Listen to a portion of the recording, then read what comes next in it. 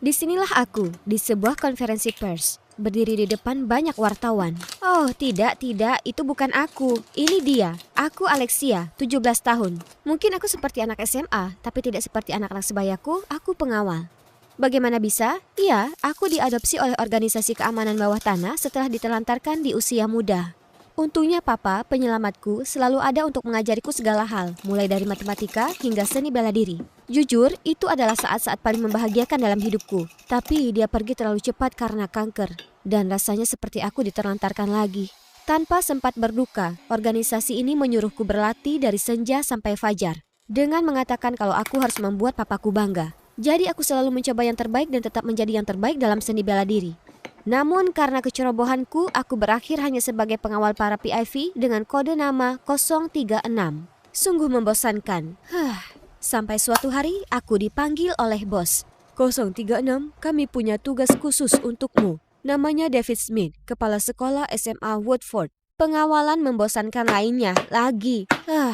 Kau akan menyelidiki Pak Smith atas pelanggaran regulasi keuangan dengan menyamar sebagai murid baru di Woodford dan mengumpulkan semua hal yang terkait dengannya, istrinya dan putrinya. Jadi berhati-hatilah. Apa sudah jelas? Ya, Pak. Akhirnya, selamat tinggal pekerjaan pengawal yang membosankan. Saatnya membuktikan diri. Aku akan membuat papa bangga dan jujur, aku juga sangat antusias untuk merasakan kehidupan anak SMA. Sekarang aku perlu belanja karena aku cuma punya setelan yang dipakai untuk bertugas. Aku tidak tahu cara berpakaian siswi sejati. Oh wow, lihat semua pakaian yang indah ini.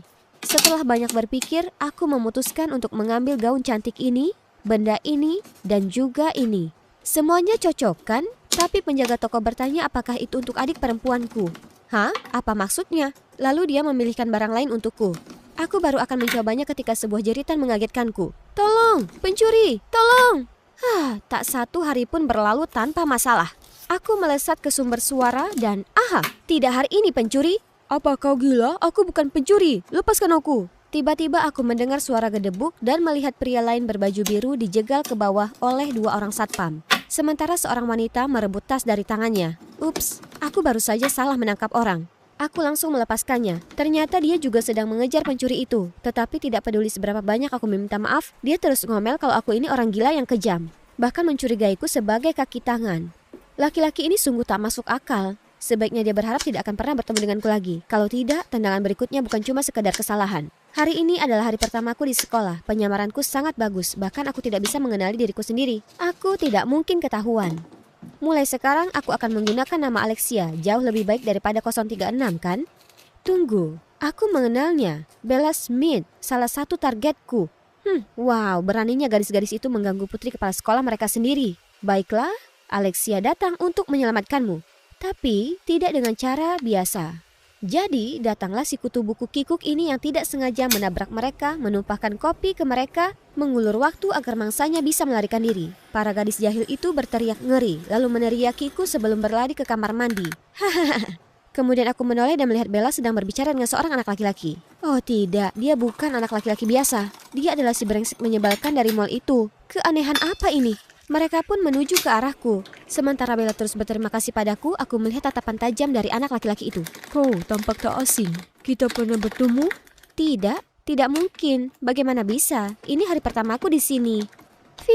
Dia sepertinya tidak mengenaliku.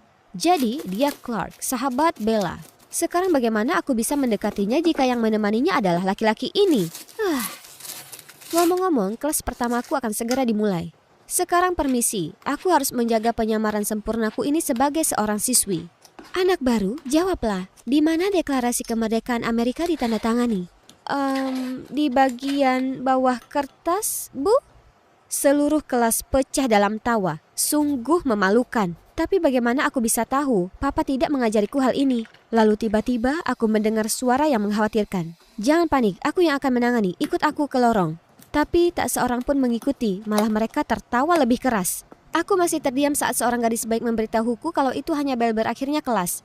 Oh, jadi itu. Akhirnya waktunya istirahat dari semua pelajaran yang melelahkan. Sekarang mari kita periksa apakah makanannya aman. Oke, lulus. Aku baru saja akan memakan wortelnya. Lalu gadis-gadis jahil tadi muncul. Ya, makan itu. Itu akan membantu penglihatanmu yang buruk. Dan ini untuk mengotori bajuku.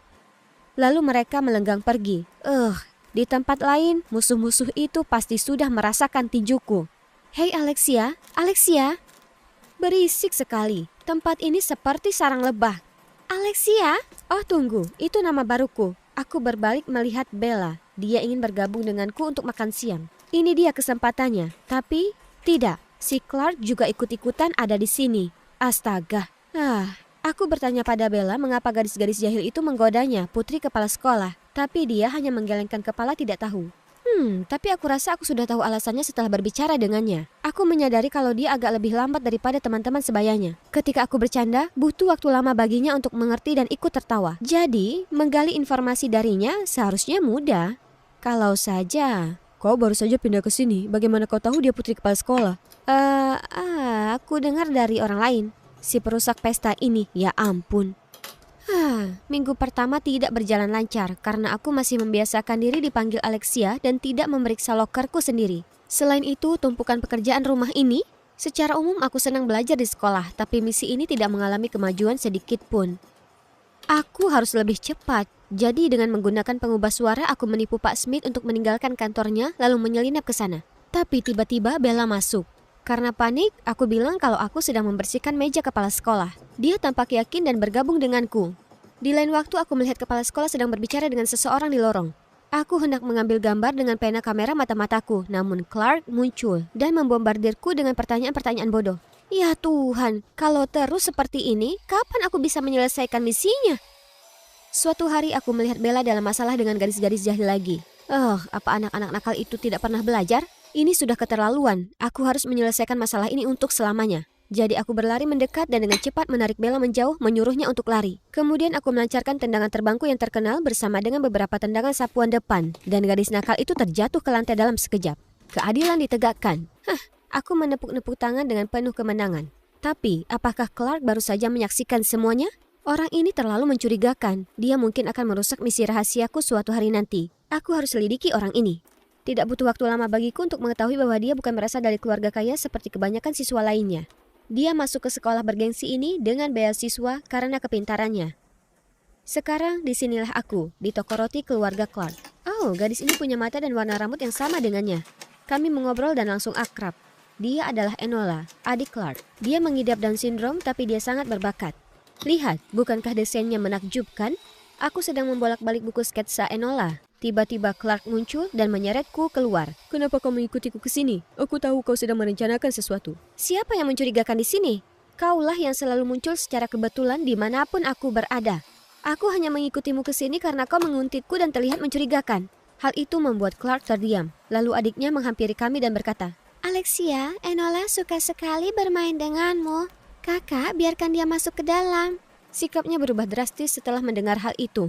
Dengan lembut ia memberitahuku kalau orang lain sering mengejek Enola karena kondisinya. Dia juga meminta maaf karena salah paham padaku dan menawari roti kayu manis gratis. Bukankah ini pertama kalinya aku melihatnya tersenyum? Aku belum pernah sedekat ini dengannya. Dan tiba-tiba aku merasa sesuatu berputar di perutku. Mungkin aku sudah terlalu banyak makan. Setelah itu konflik kami selesai dengan sendirinya. Aku dan Clark menjadi lebih dekat dan aku mulai mengenal sisi lain dari dirinya. Dia sangat lembut dan suka menolong. Semakin banyak kami berbicara, semakin aku merasa berdebar-debar. Oh tidak, apa yang terjadi padaku? Lebih buruknya, aku bahkan mulai merasa tidak nyaman ketika Bella dekat dengan Clark.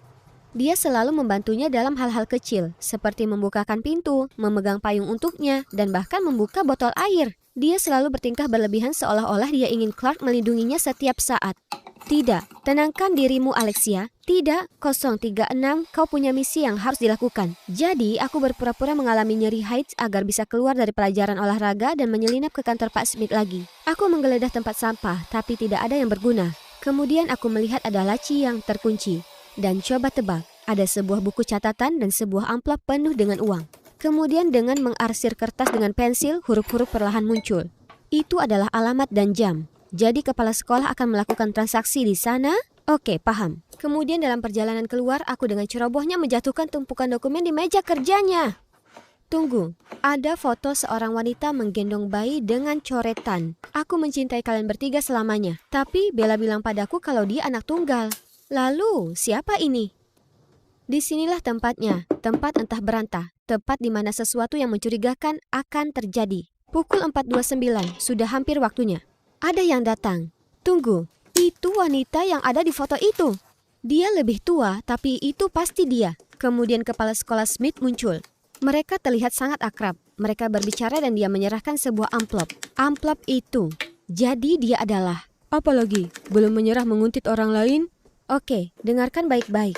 Aku berpikir kepala sekolah Smith terlibat dalam kasus pelanggaran keuangan. Tapi bukan hanya itu. Aku baru saja menangkapnya berselingkuh. Lihat. Tidak mungkin. Itu...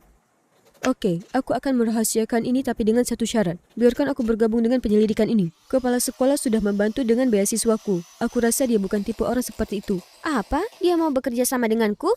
Itu terdengar berisiko. Tapi selama aku tutup mulut tentang organisasi, aku bisa menghabiskan waktu tanpa Bella bersamanya. Bagus, kan? Beberapa hari kemudian, Clark menyuruhku menemuinya di sebuah kafe untuk membahas penyelidikan. Namun sudah lama sekali dan dia masih belum muncul. Lalu entah dari mana, sebuah kue yang indah tersaji di depan mataku. Ya ampun, itu Clark menyanyikan lagu selamat ulang tahun dan bahkan memberiku hadiah. Ulang tahun?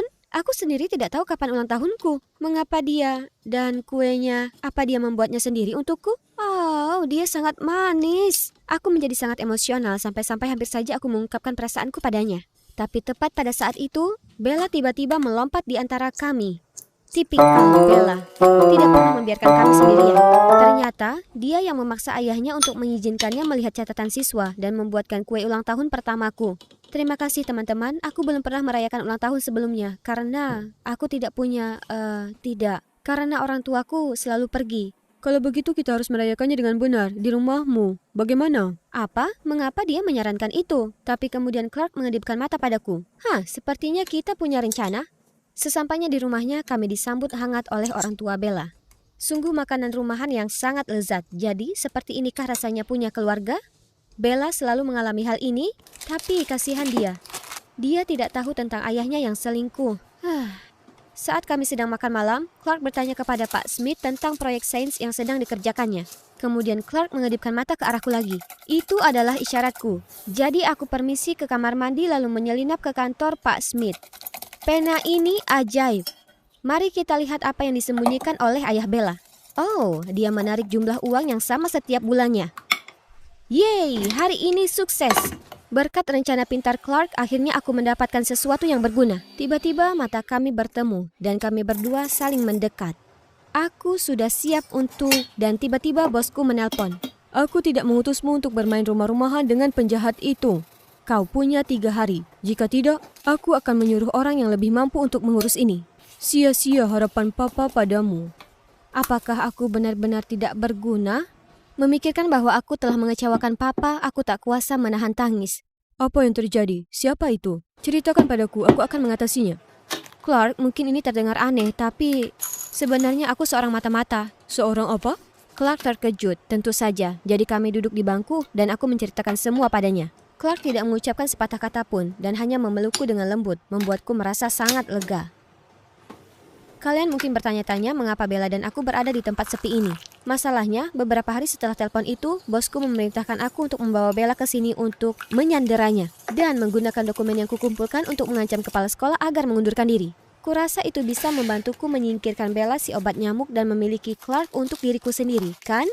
Oh, bukankah itu wakil presiden sekolah kita? Jadi, dia dalang di balik semua ini. Lalu tiba-tiba, jangan bergerak, angkat tangan. Ya Tuhan, polisi? Kenapa mereka ada di sini? Bersama dengan Pak Smith dan Clark, kami sangat terpojok. Kecuali ini adalah rencana rahasiaku. Setelah menerima pesan dari bosku, aku hampir mengikuti perintahnya. Tapi kemudian aku teringat kata-kata papa. Dia selalu memberitahuku untuk tidak pernah kehilangan kompas moralku dan tidak menyakiti orang lain demi mencapai tujuan pribadi. Bella adalah orang yang baik dan tidak seharusnya dihukum atas apapun yang dilakukan ayahnya. Aku tidak bisa mengkhianati teman pertamaku seperti itu. Jadi aku memberitahu Clark dan kami membuat rencana untuk mencari tahu siapa yang ada di balik semua ini. Dan disinilah kita. Wakil kepala sekolah terungkap telah menyewa organisasiku untuk memata-matai kepala sekolah dan menggulingkannya. Ketika tidak dapat menemukan hal buruk tentang Pak Smith, dia berbalik dan menggunakan Bella sebagai alat untuk melawan ayahnya. Sungguh tercela. Aku juga tidak percaya bahwa bos baru kami memimpin organisasi ke jalan yang jahat seperti itu. Namun itu bukan satu-satunya kebenaran yang terungkap. Tapi kepala sekolah Smith, bagaimana Anda menjelaskan penarikan uang bulanan Anda? Aku punya seorang teman dekat yang sayangnya meninggal dunia di usia muda. Dia memintaku untuk mengirimkan uang kepada putra dan putrinya yang tidak sah dan dirahasiakan karena tekanan keluarga. Jadi tidak ada hubungan apa-apa antara Anda dan ibuku, kan? Hah? Apa hubungan ibunya dengan hal ini? Ternyata, wanita yang dia temui beberapa hari yang lalu adalah ibunya Clark. Itu berarti Clark dan Enola adalah anak-anak yang ada di foto itu? Benar-benar kejutan. Kalau begitu, terima kasih telah menjaga keluargaku selama ini. Betapa bodohnya aku mencurigaimu dan ibu, bahkan menyelidiki Anda. Maafkan aku. Kau menyelidiki dia sebelumnya? Ya, sebenarnya bukan suatu kebetulan kalau aku memergokimu sedang memata-matainya. Maaf karena menyimpan rahasia. Tapi aku tahu dengan sifat impulsifmu, kamu akan langsung mengambil kesimpulan dan mendekati ibuku. Hah? Impulsif? Begitukah cara dia melihatku? Ternyata dia mengenaliku dengan baik. Mengapa semua begitu membingungkan? Bisakah kau jelaskan padaku? Apa kau berteman denganku hanya untuk menyelidiki ayahku? Bella, aku sangat menyesal atas apa yang telah terjadi. Tapi percayalah, persahabatan kita itu nyata. Untungnya, Bella mengerti dan kami tetap berteman baik. Oh, sebenarnya saudara yang baik karena kepala sekolah mengadopsiku setelah aku keluar dari organisasi. Aku masih sering mengunjungi toko roti itu untuk bermain bersama Enola. Enola sangat beruntung memiliki seorang kakak yang menjaganya. Aku ingin bisa punya satu. Tidak, maaf, aku tidak bisa melakukannya. Kenapa? Karena aku akan menjagamu dengan cara yang berbeda.